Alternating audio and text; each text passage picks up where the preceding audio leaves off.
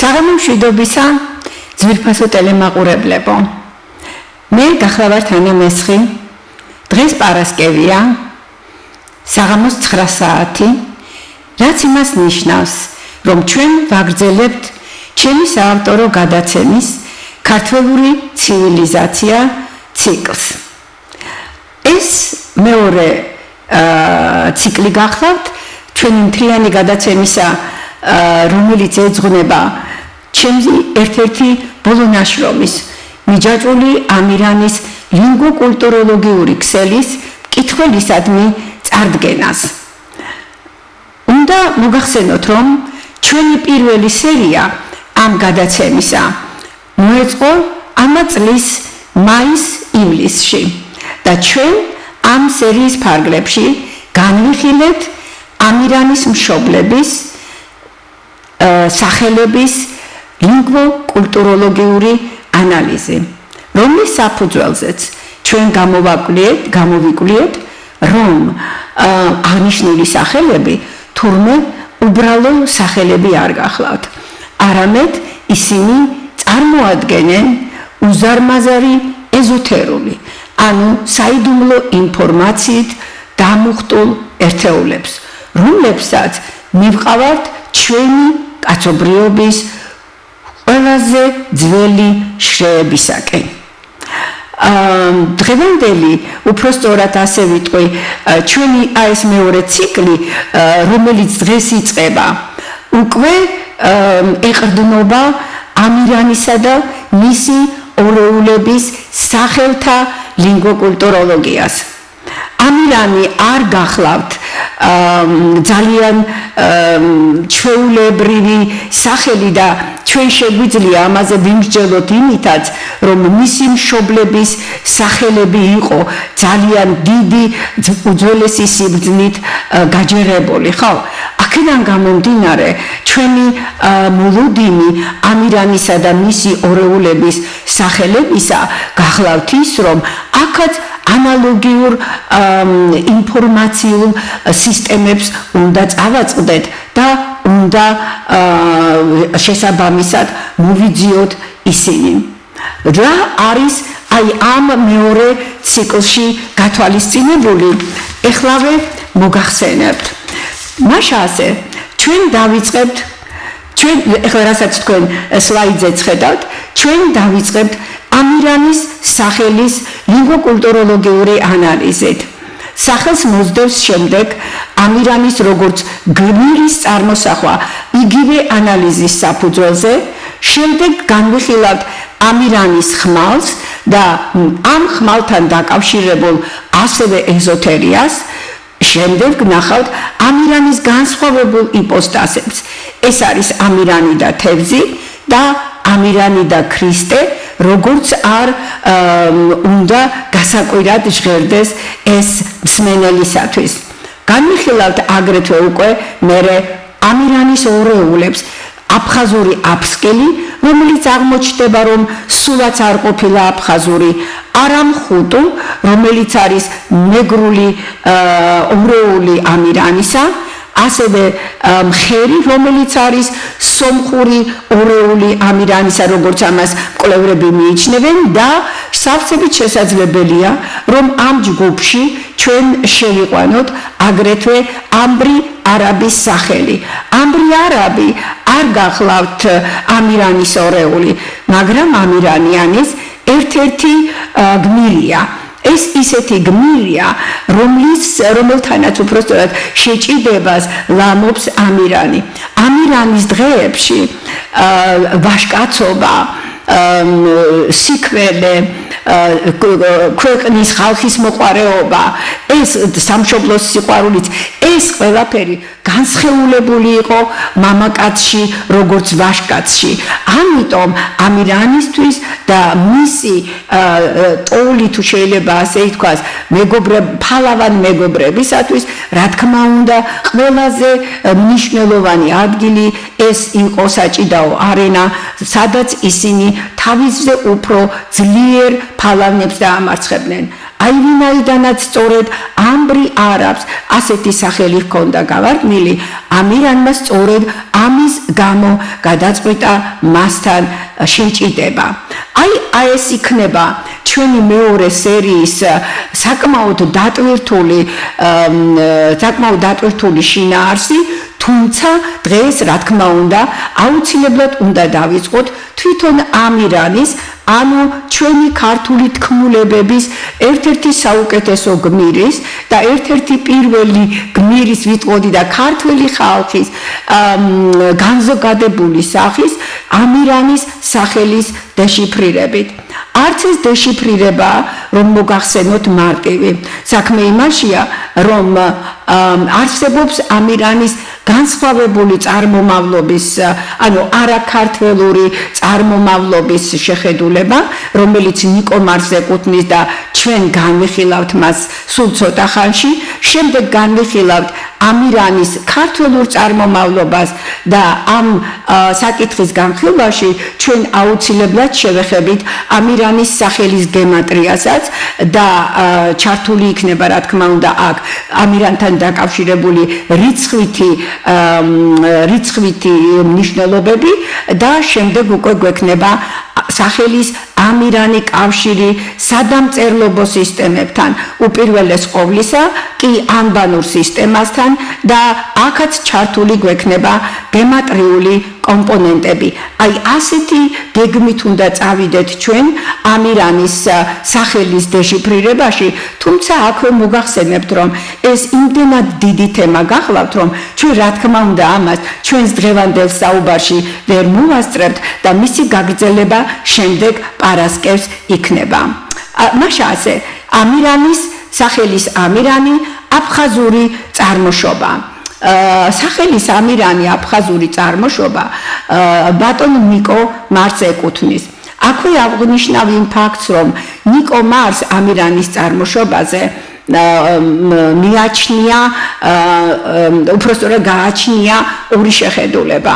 ერთ-ერთი ის მიხედვით, რომელიც დაყრდნობილი არის ამირან დარეჯანის, ასე ვთქვათ, ეტიმოლოგიაზე, მარის აზრით და მომდინარეობს არაბულ-სპარსული ფრაზიდან ამირ ან დარეჯან, სადაც ჯან წარმოადგენს ჟარგონულ შემოკლებას სიტყვისა ჯაჰან და ჩვენ ეს უკვე განვიხილეთ ამირანის დედის დარეჯანის სახელთან კავშირში და თუ გახსოვთ, იქ ვახსენეთ ჩვენ, რომ ასეთი ეტიმოლოგია, როგორც ბატონ მარს გამოხავს, პრაქტიკულად ეწინააღმდეგება როგორც ენათმეცნიერულ, ასევე ფილოლოგიურსა და სტილისტურ პრინციპებს.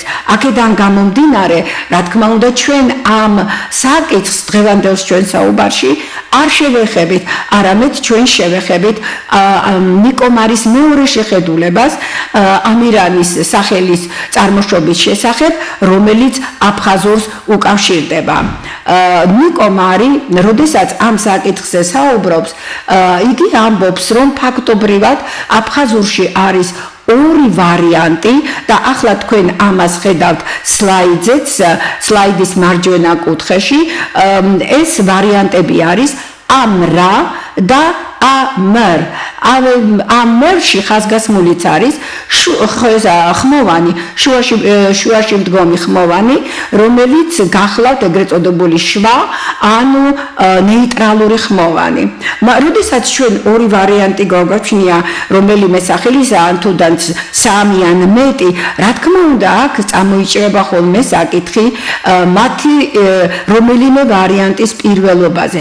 ანუ ხომ არ არის აქ გარკვეული ფონეტიკური ცვლილებები, რომლებსაც აღნიშნული ვარიანტები ექვემდებარებიან და ეს ვარიანტები, ეს ორი ვარიანტი სწორედ ასეთ წყვილს წარმოადგენს. საქმე იმაშია, რომ ეს მეორე ვარიანტი ხმოვნიანი ამარ, რომელშიც ნეიტრალური ბგერა ფიგურირებს და ეს ნიკო მარის ტრანსლიტერაცია გახლავთ, უკვე მიუთითებს იმაზე, რომ ფაქტობრივად აღნიშნული ვარიანტი წინ უსწრებდა მეორე ვარიანტს, ეს არის ამრა და ეს წინსწრება განპირობებულია იმ ლინგვისტური პრინციპით, რომელიც ითვალისწინებს სრული ხმოვნის დასუსტებას და ამ დასუსტებული ხმოვნის ამოვარდნას. დასუსტებული ხმოვნის ამოვარდნა ეს გახლავთ ფონეტიკური ცვლილების ბოლო საფეხური. აქედან გამომდინარე, აი ამ ორი ვარიანტიდან, აფხაზური ვარიანტიდან, ამერ უნდა იყოს პირველი და შემდეგ მას უნდა მოსდევდეს ამრა, ვინაიდან მასში აი ეს უკაცრავად შიდა ხმოვანი არის უკვე ამოვარდნილი. აღნიშნული სქემის მეორე უпроსტად ცოტა ქვედა საფეხურზე ჩვენ სწორედ ამას ვხედავთ, ხო?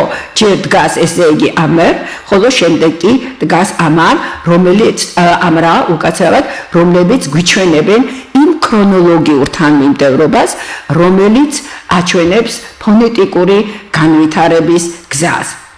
მაგრამ, როდესაც ჩვენ აღნიშნულ ორ ვარიანტს განვიხილავთ და ვამბობთ, რომ ეს სახელები, ასე ვთქვათ, უпроსტად ეს სახელი, ამერ ხმოვნიანი სახელი მომდინარეობს რომელიღაცა სრული ხმოვნის ერთეულიდან, ჩვენ უნდა გვახსოვდეს, რომ აი ეს ნეიტრალური ხმოვანი, როგორც წესი, მომდინარეობს ორი შესაძლო სრული ხმოვნისგან. ეს ხმოვნები გახლავთ ა და ე ხმოვნები. აქედან გამომდინარე, ჩვენ შეგვიძლია აღვადგინოთ და ეხლა თქვენ ნახავთ სლაიდზე, ჩვენ შეგვიძლია აღვადგინოთ აი ამ ამერის ორი ვარიანტი, ხო? ერთი იქნება ამარა და მეორე კი იქნება ამარ ან ამერ. როდესაც მე დავიწყე აღნიშნული ფორმების ძიება საქართველოს პარლამენტის ეროვნული ბიბლიოთეკის ვებგვერდზე გამოქვეყნებული არის თეიმურაზ გვანცელაძის აფხაზურ-ქართული ლექსიკონი. ამ აფხაზურ-ქართულ ლექსიკონში მე ფაქტობრივად ვერც ერთი აღდგენილი ფორმა ვერ დავაფიქსირე. ანუ ვერც ამერ და ვერც ამარ. მაგრამ საქმე იმაშია, რომ უფრო სწორად ერთ-ერთი ვარიანტი და ახლა თქვენ სლაიდზე ხედავთ, ეს არის ამარა. ეს ამარა ფიგურირებს აღნიშნულ ლექსიკონში, ოღონდ მისი მნიშვნელობა ერთი მხრივ არის მოგვი და ჩექმა. ალბათ თქვენც ხედავთ, რომ ეს მნიშვნელობები ერთმანეთისაგან იმდენად შორს დგას, რომ აღნიშნული ერთეული ფაქტიურად შეუძლებელია, რომ წარმოადგენდეს ამირანის ეტიმოლოგიურ ერთეულს, ხო? აქედან გამომდინარე, ჩვენ ფაქტობრივად აი ეს ამარაც უნდა უგულვებელყოთ ჩვენს ანალიზში, ვინაიდან ფონეტიკური მსგავსების გარდა აუცილებელი არის სემანტიკური მსგავსება ან იგივეობაც. აქედან გამომდინარე, ჩვენ ხმოვნით აღდგენილი ვარიანტები ფაქტობრივად არ გვჭირდება, ვერ გამოგვადგება და უნდა მივხედოთ მეორე ვარიანტს, რომელიც არის ამერის აღდგენილი ვარიანტი ამერა. ან უпроსტად პრეფიქსია და ეს არის მერ ან მერა ვარიანტი.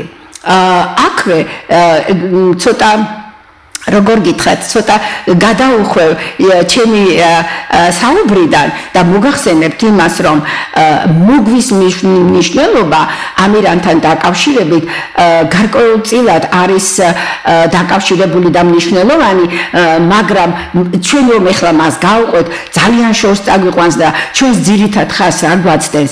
ამიტომ ჯობია ისე დავტოვოთ ეს როგორც დამოუკიდებელი და დაუკავშირებელი ერთეული და როდესაც იმის დრო მოვა, რომ აი მოგვის ვარიანტით გზით განვიხილოთ ამირანის სახელი, მერე რა თქმა უნდა ამასაც ამ აფხაზურ ვარიანტსაც აუცილებლად ვახსენებთ, ვინაიდან ცოტა წინსწრებით ვიტყვი, რომ თვითონ ეს აფხაზური ამერამრა ფაქტობრივად არ წარმოადგენს აფხაზურ ერთეულს. მაშასე გადავდივართ ეხლა მეორე სიტყვაზე, ეს არის ამერა, ხო? ანუ სადაც ხმოვანი აღდგენილი არის ეს საშუალებით და ახლა სლაიდის ბოლოში თქვენ ხედავთ ზუსტად აი ამ აღდგენილ ფორმას, მაგრამ ჩვენს სვანურ ფორმაში, სვანურ ენაში გვაქვს სახელი მარე.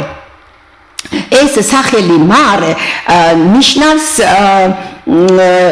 ნიშნავს კაცს და ვინაიდან ეს ნიშნავს კაცს, აქედან გამომდინარე ჩვენ უკვე მოგეხსენებათ რომ ამერამრა ნიკო მარის მიხედვით მზეს ნიშნავდა და აქედან გამომდინარე მას მზეჭაბუკი გამოყავდა და ასე უკავშირებდა იგი ამირანს, რა თქმა უნდა, როდესაც სვანური კაცი მნიშვნელობით აღდგება, აქ რა თქმა უნდა უკვე ძალიან ლოგიკური ბმა ხდება აფხაზურ ამრასა და ქართულ მარეს შორის. აქვე უნდა აღნიშნოთ ის ფაქტიც, რომ როდესაც ბატონი მარი განიხილავდა პრეფიქსი ას პრობლემას, იგი ამბობდა, რომ ეს პრეფიქსი პრეფიქსი სინამდვილეშიო მომდინარეობს დამოუკიდებელი სიტყვიდან, რაც აბსოლუტურად ეთანხმება ენათმეცნიერებაში გაბატონებულ პრინციპებს, რომ მომდინარეობს დამოუკიდებელი სიტყვიდან და შემდეგ უკვე გადაიქცა სუფიქსად და აი ეს დამოუკიდებელი სიტყვა უნდა ყოფილიყო ცა, უნდა ყოფილიყო, მოდით ასე ვიტყვით და, რომელიც ნიშნავდა ცას და შემდეგ იგი გამარტივდა და ფორმა მიიღო, შემდეგ თანხმოვანი საერთოდ ჩამოშორდა, ამაზე ცოტა მოგვიანებით უფრო დაწვრილებით და შემდეგ დაგვრჩა უკვე სხვაგვარად რომ ვთქვათ, უშუალოდ აფხაზურ დონეზე აღნიშნული სახელი ეს ამრა ნიშნავს ზეციურ მზეს ან მზეს, ხო, მზესკნელურ მზეს, თუ შეიძლება ასე ითქვას, მაგრამ როგორც კი მასში ჩავსვავთ ჩვენ სვანურ სიტყვას, ანუ მარეს, ანუ კაცს და რომელიც სლაიდის ქვედა ნაწილში არის გამოხატული, ჩვენ უკვე გადავდივართ ფაქტობრივად აღნიშნული სახელის, აფხაზური სახელის ეტიმოლოგიური კვლევის მეორე ფაზაზე, რომელშიც მარტო აფხაზური კი აღარა გვაქვს, არამედ უკვე ფიგურირებს სვანური ლექსემაც ეს გახლავთ კაცი და შესაბამისად ჩვენ მივიღებთ თუ პრეფიქსის ნაცვლად ჩვენ აი ამ ნიკო მარის მიერ აღიარებულ ეტიმოლოგიურ მნიშვნელობას ჩავსვავთ, რომელიც არის ცა, ხო, მივიღებთ რომ ეს ყოფილა თურმე ცა კაცი, მაგრამ არ დაგვავიწყდეს რომ ამ შემთხვევაში ჩვენ საქმე გვაქვს აფხაზურ სვანურ ჰიბრიდთან. ეს არ არის უკვე აი ამ საფეხურზე კვლევისა, ეს აღარ არის უკვე წმინდა აფხაზური ერთეული, ეს უკვე არის ასე ვთქვათ, როგორც დღეს უყვართ ხოლმე თქმა, გარკვეული კუთხით მიქსი, ხო? ეს არის ჰიბრიდი, რომელშიც უკვე წარმოდგენილი გვაქვს აფხაზური და სვანური ერთეულები, მაგრამ სემანტიკურად რას ნიშნავს, ხო? ბუნებრივია, როდესაც ცა და კაცი ერთმანეთს ასე ვთქვათ, სიტყვება, ხო? და საერთოდ ერთ სახელს წარმოქმნის, საუბარი ფაქტობრივად არის ზეციურ კაცზე, ანუ იგივე მზეჭაბუკზე, ანუ იგივე ღვთაებრივ პიროვნებაზე, მაგრამ თუ ჩვენ ღვთაებრივ პიროვნებაზე ვლაპარაკობთ, რა თქმა უნდა გაგვახსენდეს ჩვენ ამირანი, რომელიც ნაწილობრივ იყო ადამიანი და ნაწილობრივ იყო ღვთაება და აქ ჩვენ ზუსტად აი ამ ფენომენთან გვაქვს საკითხი. ანუ სვანური ენის საშუალებით სახელში შემოტანილი არის კაცის მომენტი, ხოლო აფხაზური პრეფიქსის საშუალებით, უпростоად მისი ძველი საწყისი მნიშვნელობის საშუალებით შემოტანილი არის ზეცის საკითხი და აქედან გამომდინარე ჩვენ უკვე ვღებულობთ ზეკაცის, ანუ ღვთაების მნიშვნელობას. გავაგრძელოთ ჩვენი კვლევა და ვნახოთ ახლა რას მივიღებთ თუ ჩვენ გამოვიყენებთ ჩემს მიერ მიგნებულ ერთ-ერთ ფორმულას, რომელსაც სინტაქსური არქეტიპი ეწოდება და ამ სინტაქსურ არქეტიპზე მე ჩემი საუბრების პირველ სერიაში ძალიან ბევრი ვისაუბრე. გაგახსენებთ ახლა რა არის ეს სინტაქსური არქეტიპი. როდესაც მე ვიღებ საძიებელი სიტყვის, ანუ ამ შემთხვევაში სვანური, ხო? ეს რომელსაც ვეძებ მე ეტიმოლოგიური ერთეული რომელი არის, აი ამ საძიებელი სიტყვის მნიშვნელობას და ვეძებ მოცემული სიტყვის მნიშვნელობას. მოცემული აფხაზურია, ხო? ანუ აფხაზურ მნიშვნელობას, რაც ნიშნავს მზე ჭაბუკსა და მზეს, მას უნდა მიუმატო, რა თქმა უნდა, სვანური სიტყვა, რაც არის კაცი და ჩვენ ვღებულობთ აბსოლუტურად იდენტურ მნიშვნელობას, რომელზედაც ეხან უკვე ვისაუბრეთ. ეს არის ზეციური კაცი, ზეციური მზე ჭაბუკი, რაც არის ჩვენი ამირანი. და აქ გაგახსენებთ უბრალოდ, რომ ამირანი უბრალოდ ამირანი კი არ არის. ამირანი არის ქართველთა მზე კაცი და არის ქართველთა განზოგადოებული სახე, რაც იმას ნიშნავს, რომ თუ ამირანი არის ღვთაებრივი ადამიანი, მისი ერიც ღვთაებრივი ერი გახლავთ. მოდით ახლა წავიდეთ უფრო შორს და ჩვენ მეც ეგან ვახსენე, რომ აი ამ აფხაზურ პრეფიქსზე ცოტა დაწვრილებით ვისაუბრეთ, მეთქი და მოვიდა დრო, რომ სწორედ ეს გავაკეთოთ ახლა. პირველ ამ სლაიდის ზედა რეგისტრში თქვენ ახლა ხედავთ იმ ფონეტიკურ ცვლილებებს, რომელი ფონეტიკური ცვლილებების ბატონმა ნიკო მარმა დაგვიტოვა, ხო? ესე იგი ეს არის და, ეს არის მერე და მერე ეს არის ა, სადაც თანხმოვანი უკვე საერთოდ ხრება. გვქმემოთ და მნიშვნელობა მისი ჩვენ უკვე ვიცით რომ ეს არის ა, მაგრამ ახლა ავიღოთ ქართული ცა. ავიღოთ ქართული ცა და მოვახდინოთ მისი ტრანსლიტერირება სხვა მაგალითად ლათინური ასონიშნების გამოყენებით და ვეცადოთ ჩვენი ქართული ც გადმოვცეთ აი ამ ლათინური ასონიშნების მეშვეობით, რასაც თქვენ ხედავთ უკვე მეორე ხაზზე, ხო? ქართული ცა, რომლის ტრანსლიტერაციაც არის T, S და შემდეგ თავზე არის პატარა H, რაც მის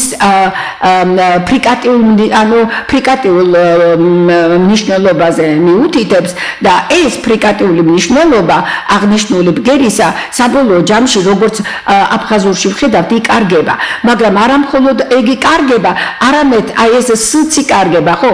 S პლუს აი ეს ფრიკატივის მაჩვენებელი თანხმოვანი მთლიანად ვარდება და გრჩება მარტო T, რომელიც მარტივდება, რა თქმა უნდა, მარტივი ფორმა გახლავთ ბგერისა და აი ეს ფორმა არის სწორედ აფხაზურში შემორჩენილი, რომელიც შემდეგში კიდევ უფრო გამარტივდა და ამ გამარტივების შედეგად ჩვენ საბოლოოდ მივიღეთ ერთი ხმოვანი A პრეფიქსი. აქედან გამომდინარე, ჩვენ უკვე გადავდივართ ჩვენი ანალიზის მესამე საფეხურზე, როდესაც ჩვენ მთლიანად უკვე მხოლოდ ქართველური ელემენტები და ქართული ასე ვთქვათ მორფემები გაგვაჩნია, ხო?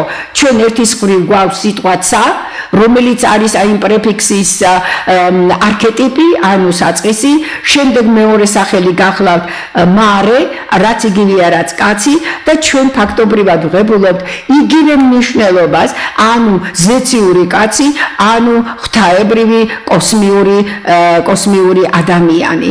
მაგრამ გავიხსენოთ ახლა ჩვენი ერთ-ერთი ლექსიკური ერთეული, რასაც ცისმარეს ვეძახით, ხო? რას ვამბობთ ხოლმე? რა პერიოდია დღისა ცისმარე? ცისმარე ეს არის განთიადის გამოჩენის პირველი მომენტები, ხო?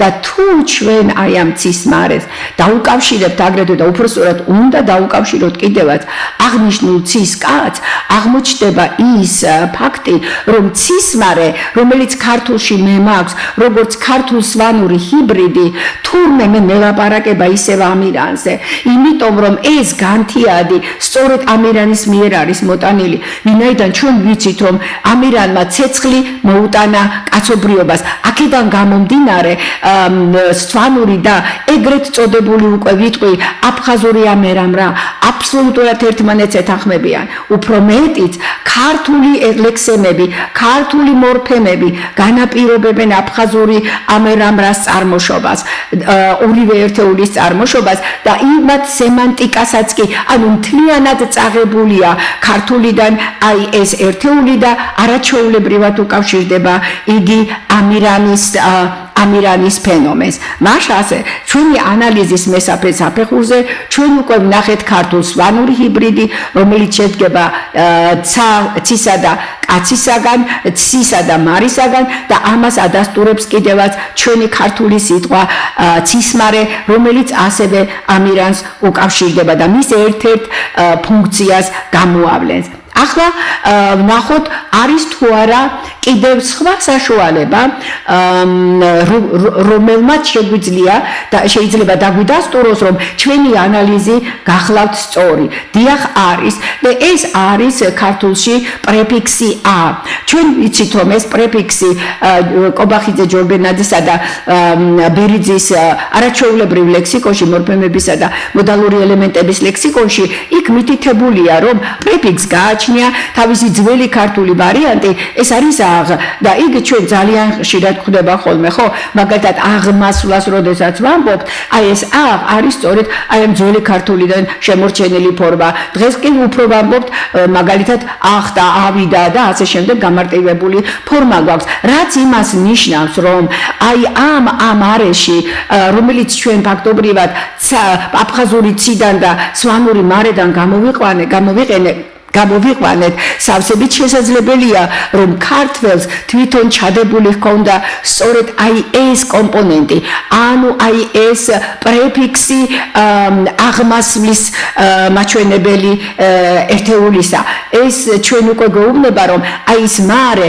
რომელიც მოსდევს მას მარე რო გვაქვს ხო აი ეს ქართველურში ზევით მიმართულ მოძრაობას გვიჩვენებს ახლა ვნახოთ ზევით მიმართული მოძრაობა რას უნდა გვიჩვენებდეს ამირანთან დაკავშირებით ხო ამირანთან დაკავშირებით ეს ზევით მიმართული მოძრაობა გვიჩვენებს იმას რომ ამირანი უნდა განთავისუფლდეს ამირანი უნდა დაამტვრიოს თავისი ბორკილები და ისევ აღმასვლა უნდა განიცადოს აღმასვლა საით თავისი მშობლებისაკენ ხო ანუ ზეციური ოჯახისაკენ იმიტომ რომ თვითონ არის იგი ზეციური კაცი მაგრამ აქ ჩვენ გვეჩეხება ერთი ძალიან საინტერესო პრობლემა საქმე იმაშია რომ ქართულში აი ეს პრეფიქსი ა წარმოადგენს ზმნურ პრეფიქსს ანუ იგი მზნებთან იხმარება და არა სახელებთან და ამ შემთხვევაში ეს გრამატიკული წესი ჩვენ დარღვეული გვაქვს და შეიძლება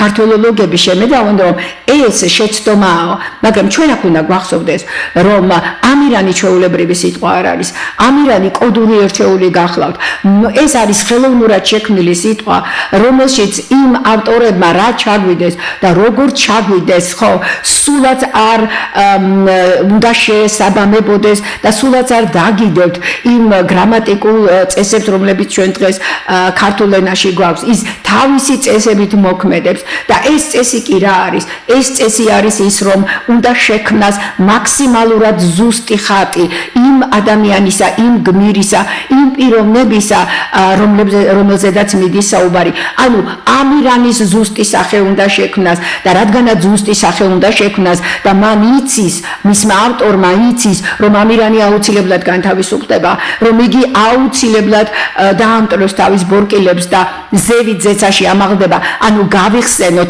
აღდგება მკვდრეთით ხო ანუ აღდგება თავისი დასჯილი მდგომარეობიდან ეს უკვე აი ეს იდეა აი ეს ხატი გამოხატული არის აი ამ პაჭაწინა ერთი ხმოვნით აი ამ პრეფიქსით ას მეშვეობით ამ შემთხვევაში ჩვენ აგ გრამატიკულ წესებზე კი არ უნდა ვისაუბროთ არამედ უნდა ვისაუბროთ გრამატიკული ელემენტების სტილისტურ გამოყენებაზე და სტილისტურ გამოყენებაზე იმის გამო რომ ტექსტში ასე ვთქვათ ტექსტში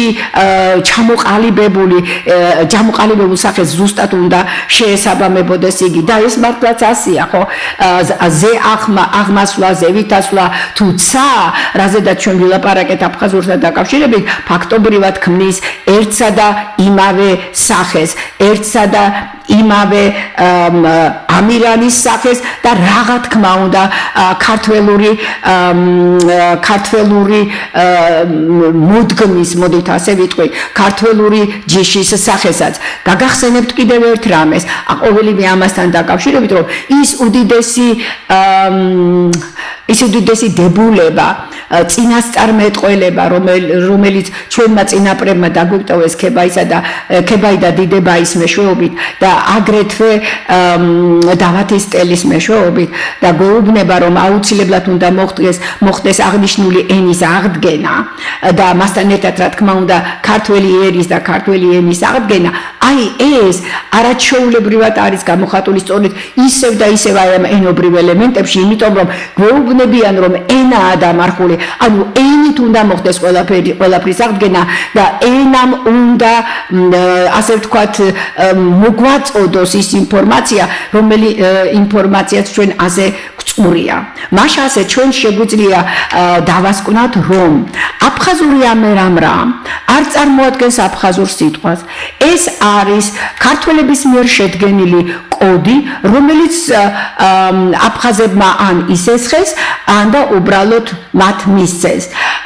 აღნიშნული სახელი მომდინარეობს